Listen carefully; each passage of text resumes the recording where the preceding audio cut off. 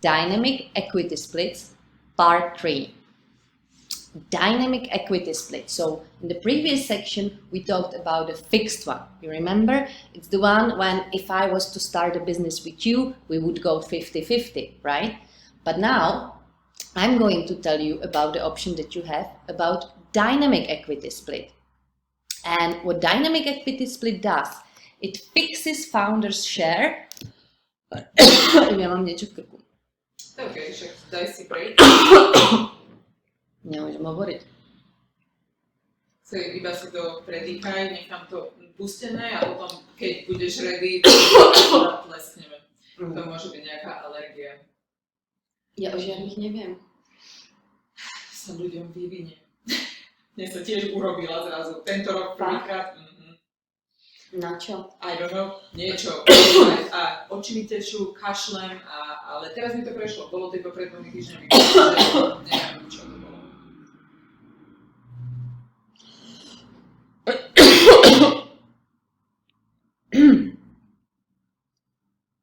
Ja mám skôr pocit, ako keby sa mi tam niečo zaseklo. Alebo stopnem? Dobre, skúsim. Nemám veľmi usúdené oči. OK. So what is dynamic equity split? It actually says that the founder's shares are not fixed. They are dynamic and they are changing. And they change based on some pre-agreed method. Now the most common, and also I would say, at least to my information, the most used dynamic equity split method is slicing pie. Slicing pie is a method which was developed by Mike Moyer, who is a very successful entrepreneur, professors of entrepreneurship, and a huge contribution to all the founders out there by coming up with his idea of dynamic equity split. And I believe, if I recall correctly, talking to Mike, actually behind that development of the idea were previous startups that he had, where the founders actually did face the limitation of the fixed equity split, which ended up being unfair. The main target group of the dynamic equity split are bootstrap startups in the early stage. Now, what do I mean by that? I mean that you are partially, at least, using your equity to develop the business, right? So let's have a look how it works. Main principle of this method is that the risk should equal reward. We go back to the fairness, we go back to, you remember, like alternative to, you starting your business and investing blood, sweat and tears and everything that you have and more, is you could have a job somewhere, right, which pays amount X, there is certain certainty, at least an illusory one, but you decided to be an entrepreneur, so you put a risk on the table, and that risk should equal the reward that you potentially get if the business succeeds, of course. So how does it work? Actually fairly simple. It measures each co-founder's contributions. Let's imagine for a second that you and I got together in this room because we want to bake a cake, right? But in the beginning, we don't even know what we are going to bake. Is it going to be a chocolate cake, cheesecake, apple tart? We don't even know. So we also don't know who has the best recipe. Maybe it's coming from your grandmother. But I have the best flour. And we need to find someone else who will rent us an oven. So we don't know in the beginning. But the idea is that we measure what each of us brings on the table. And then before the pie goes in the oven, we fix the share. So in the beginning, we measure. And the method differentiates cash and non-cash contributions. Again, why? Because in the early stages of business, cash is expensive and it's relatively hard to come by. So cash also has a multiplier of 4. Non-cash contributions have a multiplier of 2. And then once we have the dough ready and the cake is ready to go in the oven, we divide my contributions divided by all of us. And from that, we know what is my stake. So what it does for the time that we are running it, it changes based on our real contributions. Because back to our cake example, in the beginning we thought it's a chocolate cake. And for that, it's true that for the chocolate cake, it's your grandmother's recipe which is the best. But in the end, we decided that, the market doesn't like chocolate cakes because, people are all into this healthy stuff. So we end up doing a power bars. And for power bars, it's actually the next founder that we needed to bring on the team who has the best recipe. So this method actually enables you to react with the changes that your business goes through without the need to go back to the negotiating table or drawing board and renegotiate everything again. Okay, stay with me. So let's have a look on how slicing pie actually works if you use the fantastic simplified software that Mike provides. Here in this example, we have 3 founders. We have Mike, John, and Sam.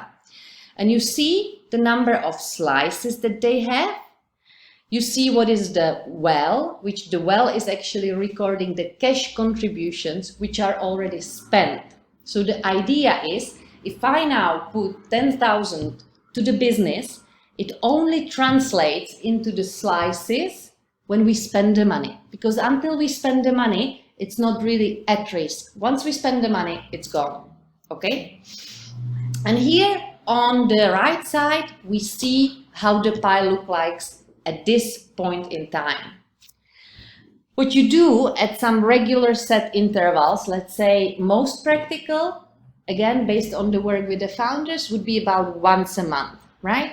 That you actually get the team together, or you have a process that provides that everyone in the team tells how much of the contributions they did in the month. Mostly it will be time, could be cash if you are measuring expenses, could be something else, depends how you have the method set up. And you record the contributions. You have one person set, which is the fund manager, and the fund manager records the contribution. Now, very often I get a question here. Yeah, but how do you know that the founder actually spent the time that they say? And on that, I'll tell you, if you're actually having someone on your team that you question whether they tell you the truth, maybe you don't have the right person on the team. Yeah, so it's a big warning flag. Second thing is, it actually enforces pretty good project management, because let's say I'm responsible for our marketing strategy. And I'll tell you after a month that I spent 120 hours working on the marketing strategy. Now the team will look, okay, what does it look like, Jana? Share with us the marketing strategy. And I would say, well, it's not ready. So what it does, it's 2 things. First of all, the team will actually think, okay, we might be running late here, which will impact other things. And we will actually ask the question, why do I not have it ready? What is the reason? Is it because maybe I'm not the right person to do a marketing strategy, right? Because maybe I don't know and I need to learn so much that it takes me too long time? Or maybe it's not ready because, we did not really define what the final product is, but it helps to flag the issues, all right? So moving on, every month we record the contributions and we get the slices. We can also customize the input. Now, let's go again to the example that I'm responsible for sales and marketing, right? One option that we have as a team is that we measure the time that I invest on developing it. Second option is we measure the result. We measure my sales, right? Now for that, you of course need to be in the stage where I already have something to sell, right? Because if I'm still waiting, we cannot really measure the sales if there is not a product to sell. But you can always have an option to think for each particular founder, what is the best proxy for the value contribution that the founder brings. Okay? Good. Moving on. You can see by project, if you are on multiple projects, you can see by team member, and an excellent thing that this does, it creates a due diligence trail, right? Because very often our memory is actually much less reliable than we would like it to be. But we have, if you're on the dynamic equity split, you have actually a trail. You can see how much, who was working when. It can also help you to alert. If you have a founder who is working himself or herself to the ground, You can raise a flag and slow down because you need your founding team to last. So you have a due diligence. And the best thing of all is that the split will always reflect the contributions of the founders. Therefore, it will be fair. Again, two things that you need: fairness and future proofing. If you do dynamic equity split, you get both. Quick case study, a real one. Again, we have 3 founders. 3 is the favorite number. We have Jana, Martin, and Mark. So Jana came up with an idea of a garment that actually helps us to have a healthy posture. So not only does it look great, but it will make sure that you have, straight shoulders, sitting good. Fantastic idea. She developed the prototype, she did the first customer testing, and she put together the team.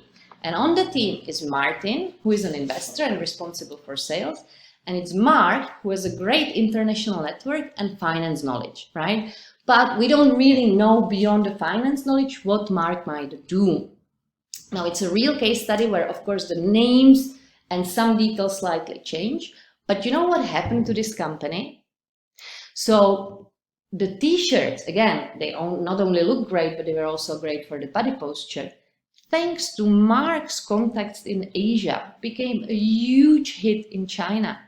The customers loved it, the stores wanted to buy it, so the sales went through the roof before they even have the production facilities, right? Product became extremely successful. So the company was actually sold in the 18th month of their existence. Now let me tell you, when the founders were getting together to start the business, none of them predicted it. The success was beyond their expectation, the speed, but also how the success came. Because they thought that their first market is going to be Europe, but it was Asia. So here is how their initial equity allocation looked like. Jana had 50%, Martin 30%, and Mark 20%.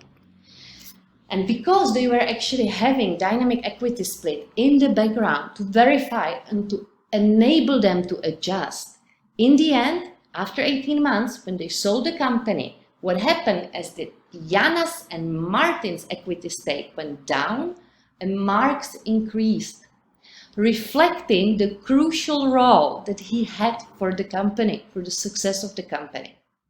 Now, this team, to my knowledge, they are now on number 3 business that they are setting up and putting together. Now, we never know the ifs, but my bet is if they did not have the adjustment and the fairness to actually give Mark more after the first success of their first business, I don't know whether they will be still working together. What do you think? Required inputs to run this method are: you need to have at least an idea what are the roles and responsibilities on the people of your co-founding team. You need to have their milestones or KPIs. You need to discuss, what do you think? It's the fair market salary of each co-founder. Now, bear with me on this point, right? Because if we measure the value of our time, we need to agree what it is. That point itself brought so many useful conversations in the founders team that I work with. You know why? Because if I think I'm the best thing on the planet and my time is so valuable, but either you don't, or it's maybe a little bit less for the business we are starting to work together, and we are not aligned there, we should not be working together. And very often the misalignment on this perceived value that the founders contribute is not something that gets mentioned because there are so many other things that you need to discuss. But it's crucial. So along the discussion on what do we think it's our fair market, what do we think it's the value that we are bringing on the table, it's a very useful one.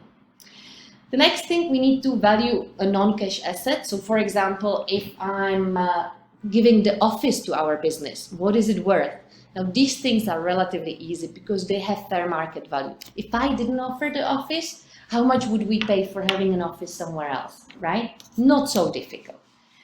And it has the cash, non-cash multipliers that, as I mentioned, you can also bring existing intellectual property and value it by